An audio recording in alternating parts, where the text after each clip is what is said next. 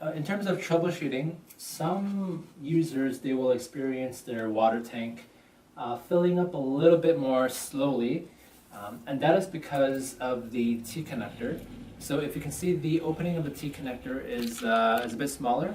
So households with weaker water pressure, they might experience a decrease in water flow from installing this. That's why their toilet tank is filling up a little bit slower.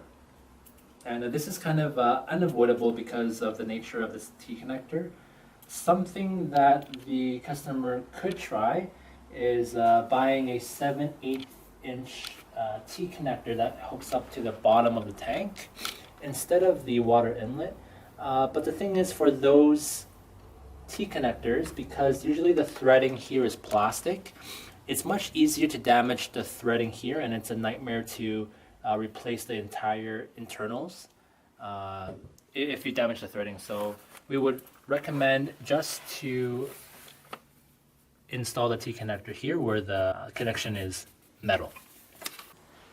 Some customers report that when they receive their bidet, they plug it in and the cleaning works and the bidet function works, but when they go to press the air dry button, they can hear the air dry fan inside running, but they don't feel any air coming out, and this flap doesn't lift up. And so for that problem, it happens very rarely, and it's because during transit of the bidet, for whatever reason, maybe the courier, they drop the bidet onto the floor, and it dislodges the fan module inside. So the fan module kind of pops off, and it's still blowing air, but it's not blowing air into the vent. It's just blowing air into the bidet itself.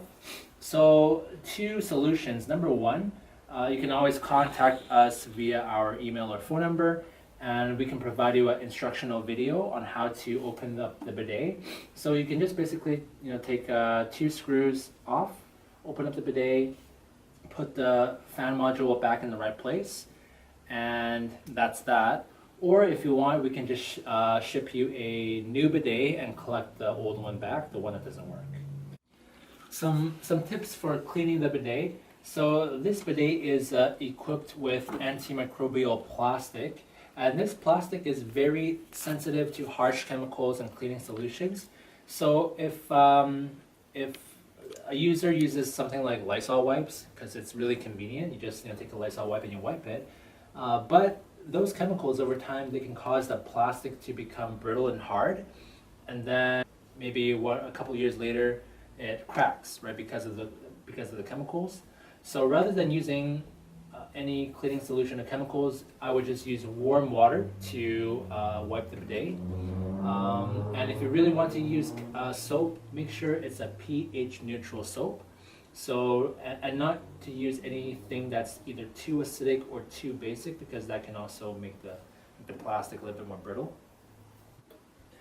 So some customers, they report they find mysterious puddles of water about in this location overnight.